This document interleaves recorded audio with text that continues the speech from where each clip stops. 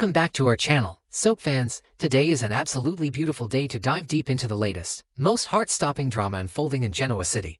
We have a massive amount of ground to cover, so grab your favorite beverage, settle into your most comfortable chair, and let's unpack the explosive, emotionally charged events that are about to shake the legendary Newman family to its very core. The Newman family is certainly no stranger to tragedy, heartbreak, or scandal, but nothing could possibly prepare them for the sheer, unadulterated horror of watching their golden boy crumble to the floor in a moment of utter physical and mental failure. For weeks now, we have all been watching through our fingers as Nick Newman played a highly dangerous, terrifying game of Russian roulette with his sobriety. And it seems the chamber has finally clicked on a loaded bullet. The facade is cracking, the lies are unraveling, and the devastating reality of addiction is about to take center stage in the most public and humiliating way imaginable for the Newman heir. Let us take a long, hard look at exactly what Nick Newman has been doing behind closed doors. We have all seen him vehemently denying his relapse, staring his loved ones dead in the eye and promising them that he has everything under control. He has been sneaking behind everyone's backs, secretly popping pills, and desperately trying to manage a fentanyl addiction that was violently forced upon him during the traumatic events in Las Vegas. Nick has been exhibiting every single classic, textbook behavior of a hardcore addict. He has been lying to his family, denying his cravings, and operating under the dangerous, delusional belief that he is perfectly fine. He has refused to check into a proper, inpatient rehabilitation facility, opting instead for outpatient meetings that he uses as a convenient cover story while his life spirals completely out of control. While his body has been screaming for help, Nick has been running himself ragged trying to play the hero and the ultimate fixer. He has been frantically running around Genoa City, trying to orchestrate these massive, shady backdoor deals. He has been negotiating with Phyllis Summers, trying to use her hostage situation with Matt Clark as leverage. He has been cornering District Attorney Christine Romalotti, attempting to manipulate the legal system and convince her to drop the severe corporate espionage charges against Phyllis in exchange for Matt. Nick honestly believed that he could outsmart the law, outmaneuver Phyllis, and bring down a psychopath like Matt Clark, all while his brain chemistry was being completely hijacked by potent, dangerous opioids. He was running on the false, manic energy of a drug high, completely blind to his own rapid deterioration. The physical toll of this addiction has been impossible to ignore for anyone paying close attention. We have seen Nick sweating profusely, his skin pale and clammy, his hands shaking as he tries to hold a cup of coffee at crimson lights. He has been agitated, aggressive, and entirely out of character, yet his Newman pride refused to let him admit weakness. And this brings us to the terrifying climax of this storyline. In the upcoming episodes of The Young and the Restless, a crucial strategy meeting is taking place. Nick is in the room with his father, Victor Newman, his ex-wife, Sharon Newman, and his son, Noah Newman. They are supposed to be figuring out how to handle the catastrophic threat of Matt Clark. But Nick's focus is completely shattered. Right in the middle of this intense family gathering, Nick is on his phone. Given the current timeline of events, it is highly probable that he is on the phone with a frantic, panicking Phyllis Summers. As we know, Patty Williams has just thrown a massive wrench into Phyllis's plans by breaking into the GCC suite and stealing Matt Clark right out from under her. Phyllis is likely screaming through the receiver, telling Nick that their bargaining chip is gone, that the deal is off, and that everything is falling apart. For Nick, whose heart is already under immense strain from the fentanyl abuse and the agonizing withdrawal symptoms, this sudden influx of catastrophic stress is the final straw. His body simply cannot take it anymore. The scene that unfolds next is guaranteed to be etched into the minds of Y&R fans forever. Mid-conversation, the words begin to slur on Nick's tongue. The color completely drains from his face. The cell phone slips from his sweaty, trembling grip, clattering loudly against the floor. And then, the unthinkable happens. Nick's knees buckle beneath him, and he collapses, his body hitting the floor with a heavy, sickening thud. Right there, in front of the great Victor Newman, in front of the woman he loves, Sharon, and in front of his traumatized son, Noah, Nick Newman succumbs to a massive drug overdose. The illusion of his control is instantly, violently shattered into a million pieces. The immediate reaction in that room is going to be pure, unadulterated chaos and heartbreak. Sharon is going to scream, dropping to her knees beside the man she has loved for decades, desperately shaking him and praying for a pulse. Noah, who has already endured so much trauma regarding his family and the dangerous women in his life, is going to be paralyzed by the sight of his invincible father lying unconscious and broken on the floor. And then there is Victor, the great patriarch, the man who controls multinational corporations and bends politicians to his will, is going to be rendered completely and utterly powerless. Victor will have to watch his son fight for his life against a chemical demon, realizing in that horrifying moment that all his money and power cannot instantly fix a broken brain. Now, let me offer some honest, personal commentary on Nick Newman in this situation. As much as I love Nick, and as much as my heart breaks for the trauma he endured at the hands of Matt Clark in that Las Vegas bunker, I am incredibly frustrated with him. Nick's pride is his absolute worst enemy. He had so many opportunities to come clean. Adam tried to help him. Victor tried to confront him. Sharon offered him a safe space. But Nick's toxic need to be the strong, infallible Newman golden boy prevented him from accepting the help he so desperately needed.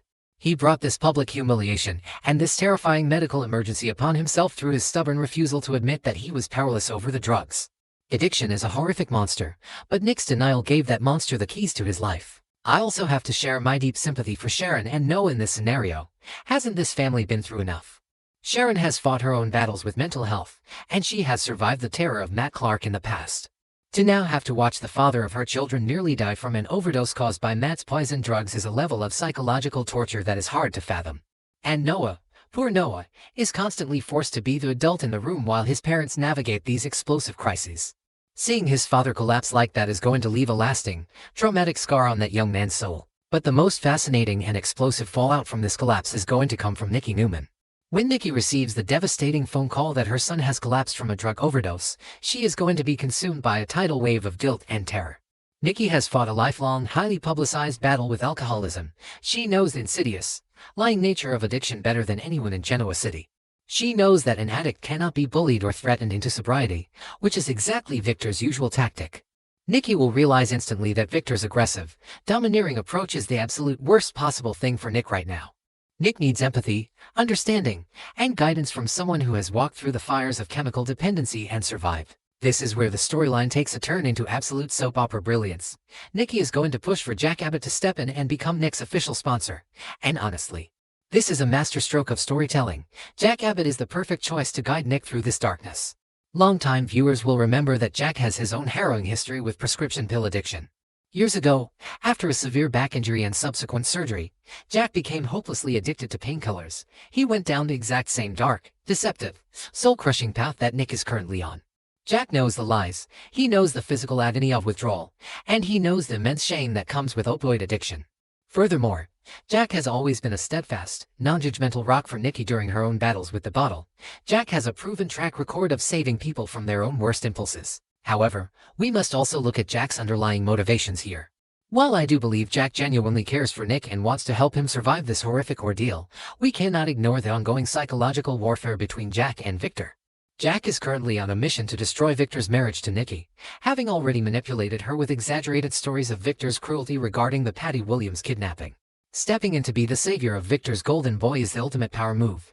Jack knows exactly how much it will infuriate Victor to see an Abbott swooping in to rescue a Newman. Jack is acting out of the goodness of his heart, yes, but he is also deeply enjoying the profound insult this inflicts upon his greatest rival. Jack is weaponizing his own recovery to assert dominance over Victor's family. And what about Victor Newman? Oh, the explosion that is coming from the Newman patriarch is going to be legendary.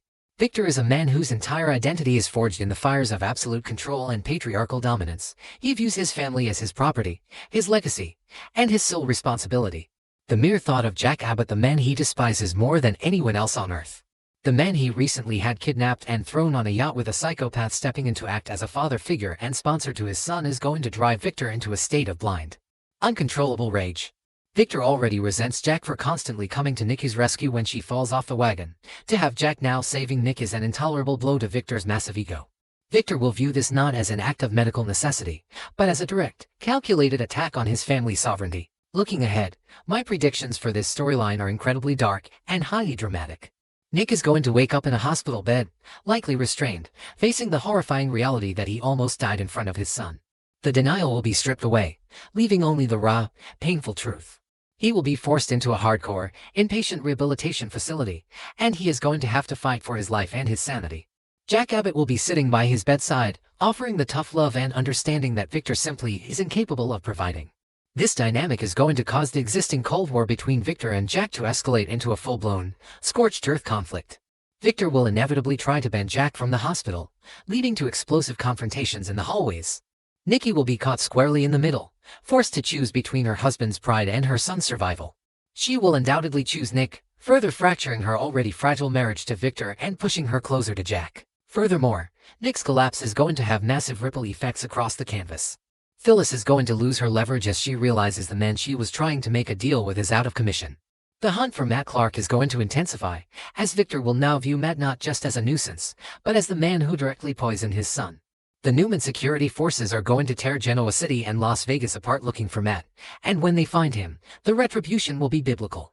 But for now, the focus remains on a broken man on a hospital bed, and the two warring patriarchs fighting for the right to save his soul. What do you think about Nick's terrifying collapse and Nicky's controversial decision to bring Jack in as his sponsor?